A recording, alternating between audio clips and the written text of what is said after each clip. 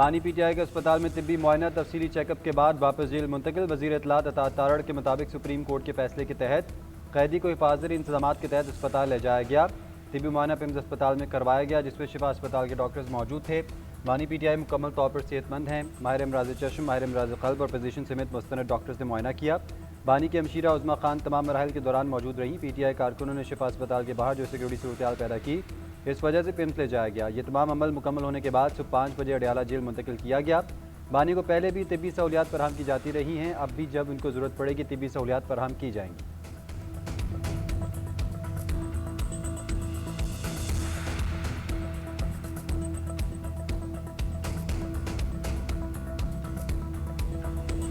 Supreme court का order बड़ा वाज़ेह था, अगर उसमें कोई अभाम था तो रिव्यू की जा सकती थी। सुप्रीम कोर्ट के ऑर्डर में किसी किस्म का अभाम नहीं था, इसलिए खान साहब को वहाँ शिफ्ट होना और वहाँ रखना और उसके टेस्ट वगैरह करना यह कानून की मुताबिक, सुप्रीम कोर्ट के ऑर्डर के मुताबिक होना लाजिम था। बड़ी बदकिस्मती है जो कुछ हुआ है कि जो सियासी मसाइल है उसका सियासी हल हो।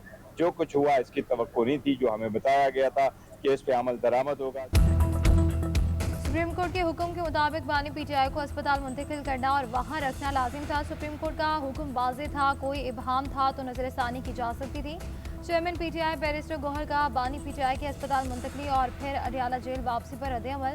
पार्लियामेंट हाउस के बाहर मीडिया से गुफ्तगू करते हुए बोले कि बदकिस्मती से जो कुछ हुआ इसकी तवक्को नहीं थी। कोई है जो चाहता है मसाइल का हल ना निकले, तौहीन अदालत अलग चीज़ है। हमारी कोशिश है कि सियासी मसाइल का हल सियासी हल निकले। बताया ही नहीं गया कि किस अस्पताल में मुंतकिल किया और क्या टेस्ट हुए। ये सुप्रीम कोर्ट के हुक्म की खिलाफ वर्जी हुई है। वज़ीर आज़म की मुज़ाकरात की पेशकश के सवाल पर बैरिस्टर गौहर ने कहा, तालियां ऐसे नहीं बजती कि एक बड़ी जमात को सियासी स्पेस न दे। आपको अस्पताल मुंतकिल करना ही मुश्किल लग रहा है, ऐसे जमहूरियत नहीं चलती। फितरुल ख़वारिज और फितरुल हिंदुस्तान बलूचिस्तान को गैर मुस्तहकम करने के लिए गैर मुल्की प्रॉक्सीज़ हैं। दुश्मन सूबे की तरक्की रोकने के लिए रियासत और आवाम के दरमियान खलीज पैदा करने की कोशिश कर रहे हैं। बलूचिस्तान और पाकिस्तान का हाल और मुस्तकबिल एक है, हमेशा एक रहेगा। कौम के इज्तिमाई अज़म और रियासत के गैर मुतज़ल्ज़ल अज़म भरपूर रद्द-ए-अमल से मज़मूम मज़ाहिम नाकाम बनाए जाएंगे। फील्ड मार्शल सईद आसिम मुनीर का दुश्मन को दो टोक पैगाम।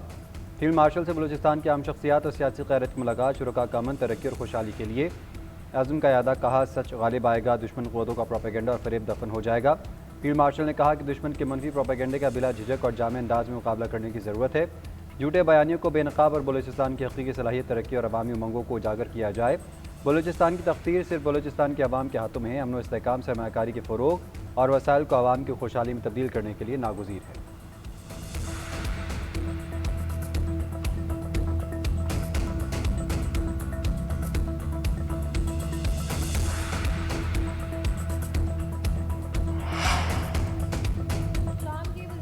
असद हसन की वफ़द के हमरा GH आमद। फील्ड मार्शल सैयद आसिम मुनीर से मुलाकात, बाहमी दिलचस्पी के अमूर, इलाकाई सिक्योरिटी, सूरत हाल और दिफा सलामती के शोबों में दो तरफा ताउन बढ़ाने के इम्कानात पर तबादला ख्याल। फील्ड मार्शल ने कहा कि पाकिस्तान के शाम के साथ दरीना बरादराना ताल्लुकात हैं। इलाकाई और आलमी अमन व इस्तेहकाम के लिए ताउन और मुश्तरका कोशिशें ज़रूरी हैं।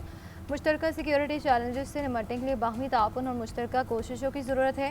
शामी वज़ीर ख़ारजा ने इलाकाई अमन इस्तेहकाम के फ़रोग़ में पाक फ़ौज के पेशा वराना किरदार को सराहा। ISPR के मुताबिक पाकिस्तान और शाम ने दो तरफा ताल्लुकात मज़ीद मजबूत बनाने और दिफा सलामती के शोबों में रवाबित बढ़ाने के अज़्म का इआदा किया। दोनों ममालिक ने दिफा और सलामती के शोबों में बाहमी ताउन को मज़ीद वुसअत देने पर इत्तफ़ाक़ किया।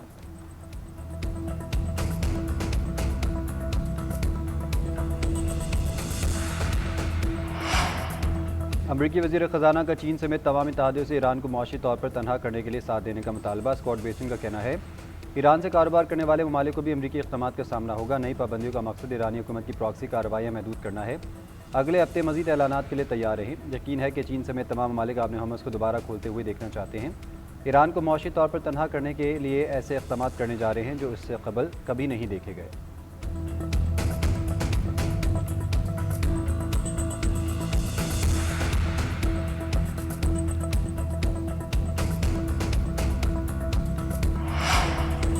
ईरान के साथ जंग नए मरहले में दाखिल होगी। मौशी दबाव अब अमेरिका का मौसर तरीन हथियार है। अमेरिकी नायब सदर JD वेंस का कहना है कि अमेरिका ने ईरान की फौजी और जोहरी सलाहियत को नुकसान पहुंचाया।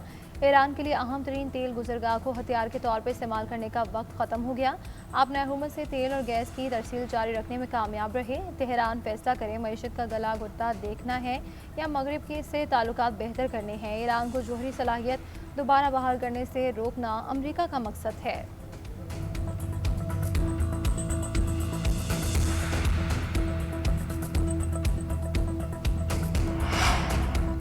पाबंदियों के बावजूद ईरान में जोहरी तवानाई के मनसूबे जारी रखेंगे। रूसी सरकारी न्यूक्लियर एनर्जी कॉरपोरेशन का बयान। CEO अलेक्सी लेखाचीफ का कहना है ईरान, मिस्र, हंगरी समेत मुतादिद मालिक के मनसूबों को तेज़ी से आगे बढ़ा रहे हैं। कंपनी बढ़ती हुई पाबंदियों के बावजूद अपना काम जारी रखी है।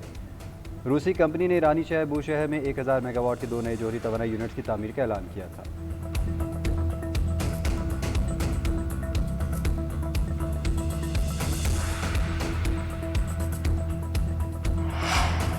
अमरीकी अब्राहम लिंकन 9 माह तैनाती के बाद वापस चला गया। तैयारा बरदार जहाज जॉर्ज वाशिंगटन ने मशरक़ वस्ती में पोजीशन संभाली। सेंटकॉम के मुताबिक अब्राहम लिंकन जहाज़ ने फौजी ऑपरेशन में हिस्सा लिया। 5000 सेलर्स तैनात थे। गैर मुल्की मीडिया की रिपोर्ट में इंकशाफ हुआ था कि जहाज़ पर मौजूद अमला ज़हनी सेहत से मुतालिक मसाइल का शिकार हो रहा है। सहूलियात की किल्लत की भी शिकायत आई।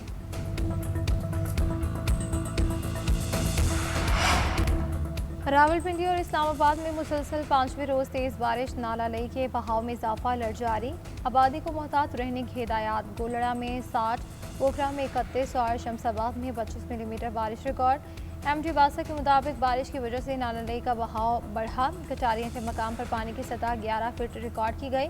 गवाल मंडी पुल के मुकाम पर पानी की सतह 6 फीट है। नशेबी इलाकों में अमला हैवी मशीनरी के साथ मौजूद है।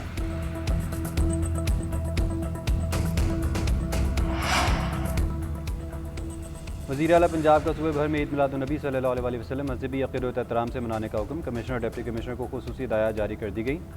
खुसूसी तज़ीन और आइश और इंतज़ामात की तस्वीर और वीडियोज़ शेयर करने की हिदायत। तमाम बाज़ार और दीगर मकामात को यकसा थीम के साथ सजाने का हुक्म। मसाजिद, गलियों और बाज़ारों की खुसूसी सफाई, अर्के गुलाब के छिड़काव की हिदायत। महकमा दाखिला पंजाब के मुताबिक बड़े जुलूसों के रास्तों पर सबीलें लगाई जाएंगी।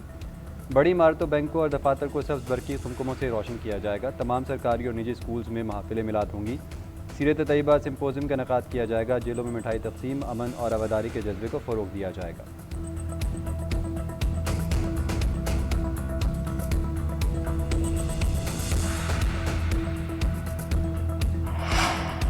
दहशतगर्दी का शिकार अफराद की यादगार का आलमी दिन। सदर और वज़ीर आज़म का शहदा को खराज अक़ीदत। सदर मुमलिकत ने कहा कि पाकिस्तान ने दहशतगर्दी के खिलाफ जंग में बहुत भारी कीमत अदा की है। बेनज़ीर भुट्टो से APS के बच्चों तक दहशतगर्दी के ज़ख्म कौमी याददाश्त का हिस्सा हैं।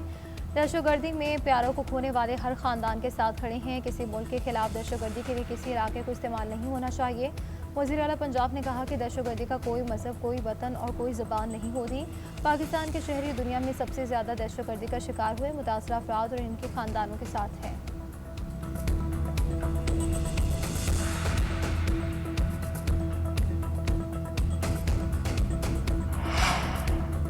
हुक्मरान जमात BNP के सीनियर रहनुमा मिर्ज़ा फ़खरुल इस्लाम बांग्लादेश के नए सदर मंतखब। मिर्ज़ा आलमगीर सरबराह मुमलिकत और मुसल्लह अफ़वाज के कमांडर इन चीफ के फ़राइज़ अंजाम देंगे। इंतज़ामी इख्तियारात बदस्तूर वज़ीर आज़म और काबीना के पास ही रहेंगे। सदारती इलेक्शन में मिर्ज़ा फ़खरुल इस्लाम ने 255 वोट हासिल किए। अपोजिशन इत्तेहाद के ओली अहमद 88 वोट ले सके।